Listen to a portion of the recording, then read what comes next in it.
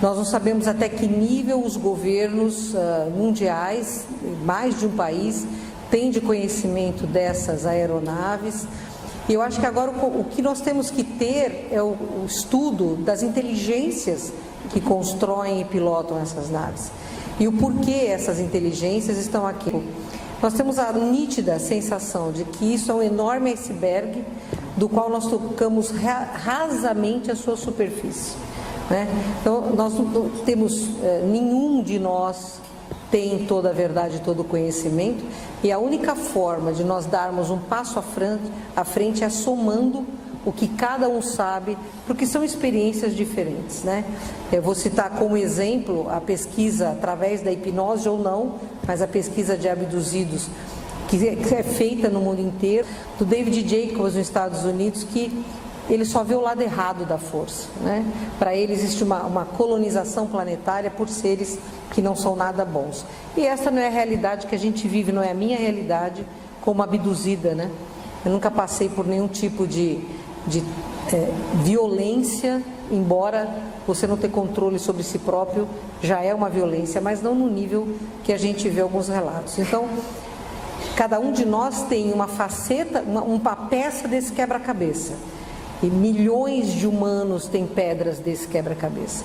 E nós temos que ter a humildade de somarmos as nossas experiências, nunca achando que temos todas as respostas. E não fazendo da ufologia um cavalo de batalha, né? É impossível você dissociar uma realidade onde o estudo científico e o estudo espiritual se impõem, assim como o estudo filosófico, porque para mim este é um campo de fenômeno formado por um tripé indissociável, que é o científico, o tridimensional, o multidimensional e o filosófico. A doença para eles tem uma conotação extremamente diferente na conotação, por exemplo, da medicina tridimensional e até da medicina espiritual, né? Porque a medicina física, ela vê a má função ou a deformação de um órgão ou de um sistema, por exemplo, o diabetes, o câncer.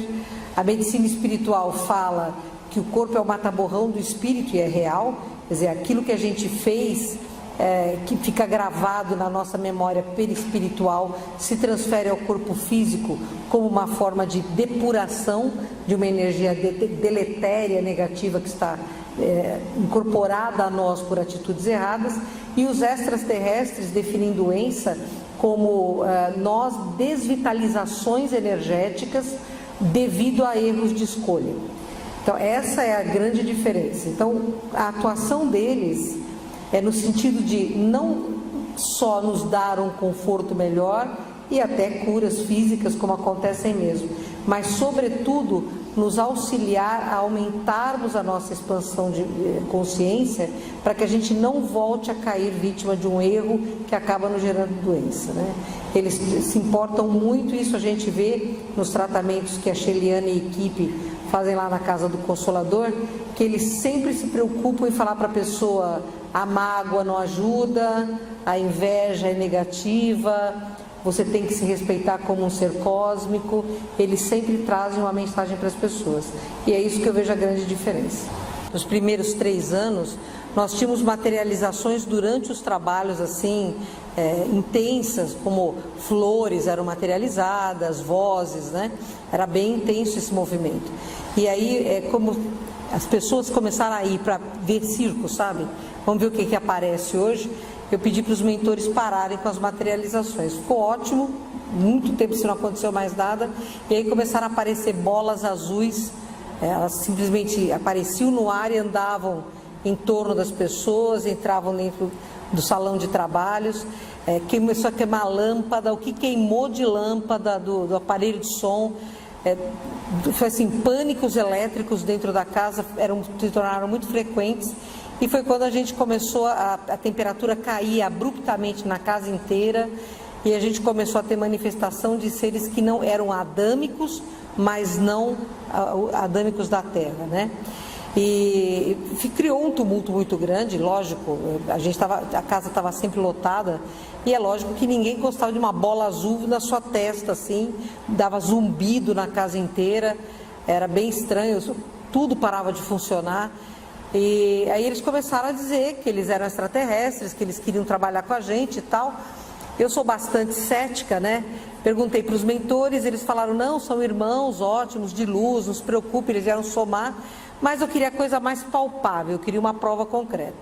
E uma noite eu estava lá e aquele zumbido no meu ouvido, eu falei, olha, se você é um ET mesmo, dá uma prova física.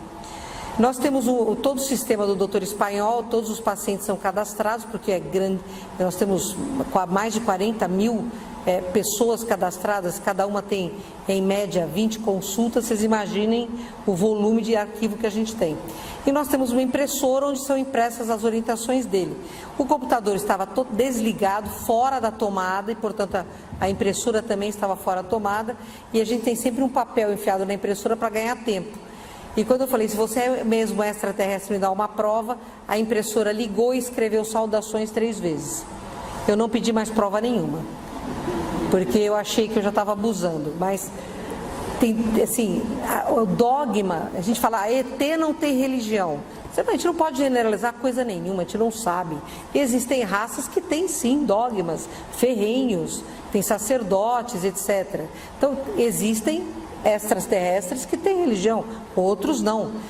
Mas dogma, aí eles se aproximam, o que para eles é condição sine qua non para que eles se aproximem é qual é o seu propósito. Se o propósito é dinheiro, eu estou fora.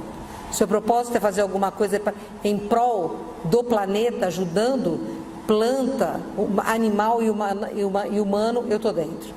Para mim está muito claro, eles não vão atrás de nada que não seja qual é o seu propósito. Porque isso foi muito claro deixado para nós, e isso é deixado claro em qualquer lugar. Por isso que eles se aproximam desses grupos que não estão ligados a nada, que são a miscelânea. Porque eles admitem que quando você quebra barreiras de preconceito, é mais fácil para você entender a lei da fraternidade. E eles se movem pela lei da fraternidade.